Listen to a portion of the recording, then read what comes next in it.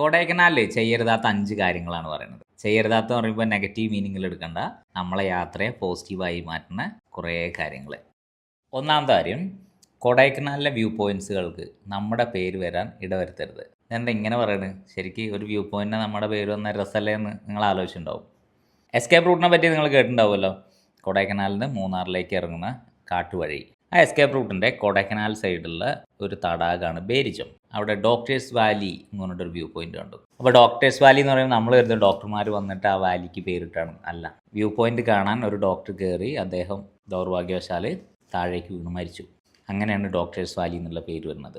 ഈ view points നമ്മൾ ട്രാവലേഴ്സിൻ്റെ week പോയിൻറ്റുകളാണ്. View points കണ്ടാൽ നമ്മൾ കയറി ചെല്ലും, കുറച്ച് സാഹസികതയൊക്കെ കാണിക്കും. കൊടൈക്കനാലിൽ മുകളിലേക്ക് കയറി ചെന്നിട്ട് വ്യൂ പോയിൻറ്റുകളൊക്കെ ഏറെക്കുറെ താഴേക്കുള്ള കാഴ്ചകളാണ്. അതായത് നമ്മളൊരു കുന്നിൻ്റെ മുകളിലാണ്.